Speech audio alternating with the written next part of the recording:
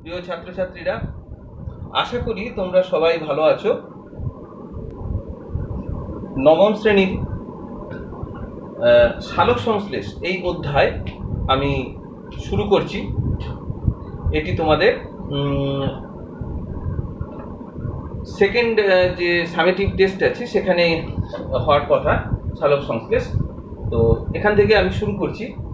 সালোক সংশ্লেষের আজকে আমরা ফার্স্ট লেসন, এখানে আমরা পড়ব সালোক সংশ্লেষের সংজ্ঞা, সালোক সংশ্লেষের সমীকরণ, সালোক সংশ্লেষের স্থান আর সালোক সংশ্লেষের উপাদান, সেই উপাদানগুলোর উৎস এবং ভূমিকা, এগুলো আমরা একটু আজকে আলোচনা করে নেব। প্রথমে সালোক সংশ্লেষ কি এটা আমরা একটু আলোচনা করি। তোমরা সবাই জানো যে সালোক সংশ্লেষ হলো একটি প্রক্রিয়া, সবুজ উদ্ভিদ যে প্রক্রিয়ায় তার খাদ্য তৈরি করে। এই খাদ্য তৈরি করার জন্য কি কি উপাদান লাগে না, চারটে প্রধান উপাদান লাগে। একটা হচ্ছে জল, কার্বন ডাই অক্সাইড, সূর্যালোক আর ক্লোরোফিল। তাহলে যে প্রক্রিয়ায় সবুজ উদ্ভিদ পরিবেশ থেকে সংগৃহীত জল এবং কার্বন ডাই অক্সাইডের দ্বারা পাতায় ক্লোরোফিলের সাহায্যে এবং সূর্যালোকের উপস্থিতিতে সরল শর্করা জাতীয় খাদ্য গ্লুকোজ সংশ্লেষ করে, তাকেই বলা হয় সালোক সংশ্লেষ। সালোক সংশ্লেষকে ইংরেজিতে বলা হয় ফটোসিনথেসিস। ফোটো মানে আলো আর সিনথেসিস মানে সংশ্লেষ। তাহলে আলোর উপস্থিতিতে সংশ্লেষ, তাই সালোক সংশ্লেষ হলো মানে আলোক মানে আলোর উপস্থিতিতে সংশ্লেষ, তাই ফটোসিনথেসিস বা সালোক সংশ্লেষ। ফটোসিনথেসিস কথাটা প্রথম যে বিজ্ঞানী বলেন তার নাম বার্নেস। তো সালোক সংশ্লেষের সংজ্ঞা তোমরা জানলে, এবার আমি সালোক সংশ্লেষের রাসায়নিক সমীকরণ এটা আমি তোমাদের একটু বলবো। আমি সবগুলো মুছে দিচ্ছি, দিয়ে এখন শুধু সমীকরণের বিষয়টি আলোচনা করছি।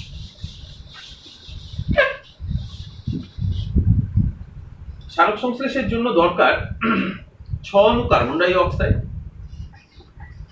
একটু নিচে লিখি, আর 12 অণু জল। প্রয়োজন হয় সূর্যালোক আর ক্লোরোফিলের। সূর্যালোক তো অবশ্যই প্রয়োজন, আর পাতায় উপস্থিত ক্লোরোফিল, প্রধান রঞ্জক ক্লোরোফিল। তৈরি হয় গ্লুকোজ, এক অণু গ্লুকোজ। এটা হলো গ্লুকোজ।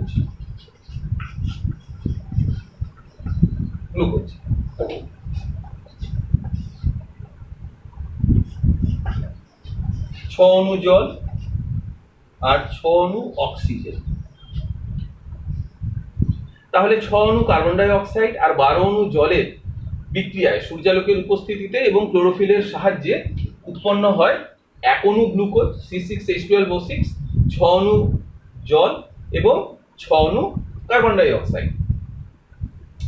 এখন এখান থেকে আমরা একটা জিনিস জেনে নেব, সেটা হলো যে এই যে সালোক সংশ্লেষে যে গ্লুকোজটা তৈরি হচ্ছে, সংকেতটা অবশ্যই তোমরা মনে রাখবে।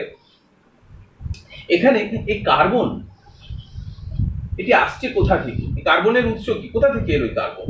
এটা হলো এই কার্বন ডাই অক্সাইডের কার্বন। কার্বন ডাই অক্সাইড থেকে যে কার্বন, সেটাই গ্লুকোজ তৈরিতে ব্যবহৃত হয়েছে। আচ্ছা, এই গ্লুকোজের মধ্যে যে হাইড্রোজেন রয়েছে, এই যে হাইড্রোজেন, এই হাইড্রোজেনটা কোথা থেকে আসছে? দেখতেই পাচ্ছ জল, তাহলে এই জলের হাইড্রোজেন, জল থেকে যে হাইড্রোজেন সেটা আসছে গ্লুকোজ গঠনের জন্য। আর এই যে অক্সিজেন, এই অক্সিজেনটা কোথা থেকে আসছে? গ্লুকোজের অক্সিজেন, এটা অক্সিজেন দেখো কার্বন ডাই অক্সাইডে আছে, আবার জলেও আছে। তাহলে কোন অক্সিজেন? এটা হলো কার্বন ডাই অক্সাইডের অক্সিজেন। তাহলে গ্লুকোজ গঠনের জন্য কার্বন আসে কার্বন ডাই অক্সাইড থেকে, হাইড্রোজেন আসে জল থেকে, আর অক্সিজেন আসে কার্বন ডাই অক্সাইড থেকে। আর সালোক সংশ্লেষে যে অক্সিজেন উৎপন্ন হয়, সেটা কোথা থেকে আসছে? অক্সিজেনের উৎস কি? এই যে অক্সিজেন, সালোক সংশ্লেষে যে অক্সিজেন উৎপন্ন হয় তার উৎস হলো জলের অক্সিজেন, জল থেকে আসছে অক্সিজেন। তাহলে উৎসগুলো তোমরা জানতে পারলে, যে গ্লুকোজের মধ্যে থাকা উপাদানগুলো এবং যে অক্সিজেন, সালোক সংশ্লেষে যে অক্সিজেন উৎপন্ন হয় তার যে উৎস, সেগুলো আমরা এখানে বললাম। এখন এই বিক্রিয়াতে দেখো একটা জিনিস আমরা জেনে নেব যে সালোক সংশ্লেষ, তোমরা জানো রাসায়নিক বিক্রিয়ায় পড়েছো যে সালোক সংশ্লেষ হলো একটি উপচিতিমূলক বিপাক। কেন উপচিতি বলবো আমরা?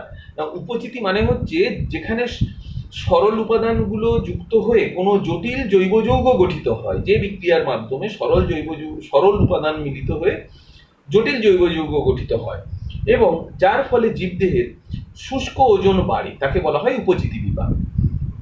শুষ্ক ওজন মানে যে ওজন জল ছাড়া যে ওজন, তাকে বলা হয় শুষ্ক ওজন। তো সালোক সংশ্লেষের ফলে একটা উদ্ভিদ কি হয়, ধীরে ধীরে বড় হতে থাকে, মানে তার শুষ্ক ওজন বাড়তে থাকে। আর কি হয় না, সরল উপাদান কার্বন ডাই অক্সাইড, জল, এই দুটি হলো সরল উপাদান।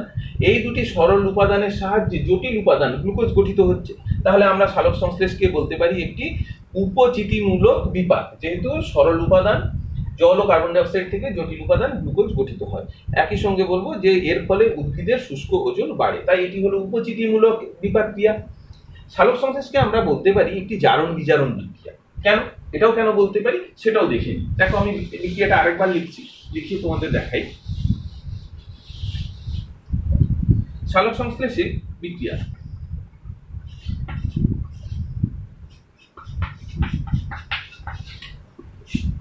সূর্যালোক ক্লোরোফিল, এটা লিখছি না।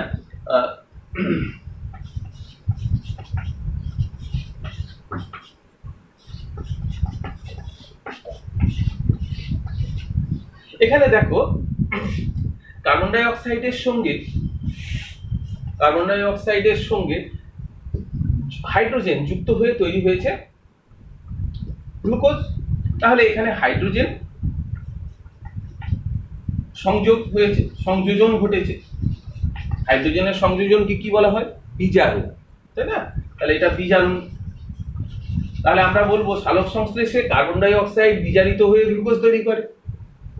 তাহলে কার্বন ডাই অক্সাইডের বিজারণ ঘটে, বিজারণের ফলে তৈরি হয় গ্লুকোজ। আবার জল থেকে তৈরি হচ্ছে দেখো অক্সিজেন। এখানে কি ঘটেছে? হাইড্রোজেন অপসারণ হয়েছে। হাইড্রোজেন অপসারণ হলে তাকে কি বলা হয়? জারণ বলা হয়। তাহলে জলের জারণ হয়েছে, জল জারিত হয়ে অক্সিজেন তৈরি করেছে। তাহলে সালোক সংশ্লেষ প্রক্রিয়ায় কার্বন ডাই অক্সাইড বিজারিত হয়ে গ্লুকোজ তৈরি হয় এবং জল জারিত হয়ে অক্সিজেন উৎপন্ন করে। তাই আমরা সালোক সংশ্লেষকে কি বলতে পারি? জারণ বিজারণ বিক্রিয়া। একই সঙ্গে এই বিক্রিয়ায় জারণ এবং বিজারণ দুটোই ঘটে। তাহলে এটা নিশ্চয়ই বুঝতে পারলে। এবার সালোক সংশ্লেষের স্থান, এইটা নিয়ে আমি বলবো। সালোক সংশ্লেষ কোথায় হয়? সালোক সংশ্লেষের স্থান, সালোক সংশ্লেষ হয় আমরা সবাই জানি পাতায়, উদ্ভিদের পাতা। পাতা হলো প্রধান অঙ্গ, সবুজ পাতা, অবশ্যই সবুজ পাতা সবুজ হয়। এছাড়াও উদ্ভিদের অন্যান্য যে সবুজ অঙ্গ রয়েছে, যেমন রয়েছে বৃতি, ফুলের যে বৃতি সবুজ, কচি কাণ্ড, যে নরম কাণ্ড, যেমন পুঁই শাকের কাণ্ড, পুঁই কাণ্ড নরম হয়, এরকম নরম কাণ্ড, সবুজ কাণ্ড। এছাড়া থাকে কাঁচা ফলের ত্বক। দেখো কাঁচা আম, কাঁচা সমস্ত সবজি, যেমন কুমড়ো, ঝিঙে, পটল, সব সবুজ, অর্থাৎ কাঁচা ফলের ত্বক, এগুলোতেও সালোক সংশ্লেষ হয়। কিছু কিছু ক্ষেত্রে কোনো কোনো উদ্ভিদের মূলেও সালোক সংশ্লেষ হয়, সেটা খুবই ব্যতিক্রম। যেমন গুলঞ্চ, রাসনা একটা পরাশ্রয়ী উদ্ভিদ। এই খেজুর গাছে দেখা যায় বা আম গাছে, শিরীষ গাছে, এসব গাছের উপর দেখা যায় রাসনা হয়, পরাশ্রয়ী উদ্ভিদ, এটা মাটিতে জন্মায় না। তো এতে এই উদ্ভিদের যে কিছু মূল থাকে যেগুলো বাতাসে ভেসে থাকে এবং সেই মূলে ভেলভেটের মতো একটা স্পঞ্জের মতো বা ভেলভেটের মতো একটা মূলের উপর আবরণ থাকে। এরা সেই মূলের সাহায্যে বাতাস থেকে জল শোষণ করে নেয়, তাকে ভেলামেন বলে। এই ধরনের মূলকে বলে ভেলামেন। যাই হোক, তো সেই রাসনা মূলে সালোক সংশ্লেষ হয়, কারণ ক্লোরোফিল রয়েছে, কিছুটা হয়। অর্কিডের মূলেও হয়, অর্কিড, গুলঞ্চ, এইরকম কিছু উদ্ভিদের মূলে হয়। গুলঞ্চের ভালোই দেখা যায়। যাই হোক, তাহলে স্থান হলো পাতা, প্রধান, আমরা পাতা বললেই হবে, প্রধানত পাতা। আচ্ছা, এখানে আরেকটা জিনিস বলে নিই যে কিছু কিছু ক্ষেত্রে প্রাণীদেরও সালোক সংশ্লেষ হয়। প্রাণীদের যেহেতু ক্লোরোফিল নেই, তাই কোনো প্রাণীরই সালোক সংশ্লেষ হয় না, কিন্তু ব্যতিক্রম আছে ইউগ্লিনা আর ক্রাইসামিবা। ইউগ্লিনা এবং ক্রাইসামিবা এই দুটো প্রাণী যেখানে সালোক সংশ্লেষ দেখা যায়। আচ্ছা, পাতা। এবার কোন কলার মধ্যে হয়? তাহলে কোন কলা? না, পাতাতে মেসোফিল কলা রয়েছে, মেসোফিল কলা। সেই মেসোফিল কলার মধ্যে সালোক সংশ্লেষ হয়। মেসোফিল কলার কোন কোষ অঙ্গাণুর মধ্যে হয়? কোন কোষ অঙ্গাণু? না, অঙ্গাণু হলো ক্লোরোপ্লাস্ট। ক্লোরোপ্লাস্ট তোমরা পড়েছো প্লাস্টিক আগে, ক্লোরোপ্লাস্ট, ক্রোমোপ্লাস্ট, লিউকোপ্লাস্ট। এই ক্লোরোপ্লাস্টের মধ্যে সালোক সংশ্লেষ হয়। ক্লোরোপ্লাস্টের কোথাও হয় জানো? ক্লোরোপ্লাস্টের মধ্যে রয়েছে গ্রানা আর স্ট্রোমা। গ্রানা যে চাকতির মতো অনেকগুলো থাইলাকয়েড মিলে তৈরি করে গ্রানা। তো সেই থাইলাকয়েডের মধ্যে, গ্রানার একটা একককে বলে থাইলাকয়েড, থাইলাকয়েডের মধ্যে রয়েছে অসংখ্য ক্লোরোফিল, রঞ্জক রয়েছে। তো সেই ক্লোরোফিলের মধ্যে হয়। তাহলে আমরা রঞ্জকের নাম বলবো রঞ্জক। এই রঙ্গাণুর মধ্যে রয়েছে রঞ্জক, থাইলাকয়েডের মধ্যে, ক্লোরোপ্লাস্টের থাইলাকয়েড, তার মধ্যে রয়েছে রঞ্জক। সেই রঞ্জকগুলো হচ্ছে, প্রধান রঞ্জক হলো ক্লোরোফিল। ক্লোরোফিল, এবার ক্লোরোফিল অনেক রকমের হয়, A B C D E, প্রধানত এ এবং বি, এই দুটো রঞ্জক, এরা হলো প্রধান প্রধান রঞ্জক। এছাড়াও ক্যারোটিনয়েডস রয়েছে, এরা সাহায্য করে। ক্যারোটিনয়েডস, ক্যারোটিনয়েডস রঞ্জক।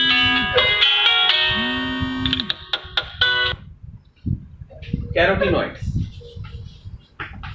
রঞ্জক রয়েছে। এরা হলো ক্যারোটিন ও জ্যান্থোফিল। ক্যারোটিন ও জ্যান্থোফিল এই দুটো রঞ্জককে বলা হয় ক্যারোটিনয়েডস। তাহলে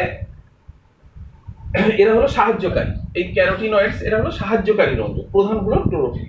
তাহলে আমরা সালোক সংশ্লেষের যে স্থান, এটাও আমরা জানলাম। এই পর্বে আমরা এই পর্যন্ত আলোচনা করলাম। পরের পর্বে উপাদানগুলো এবং তাদের ভূমিকা নিয়ে আলোচনা করব এবং প্রশ্ন দেব।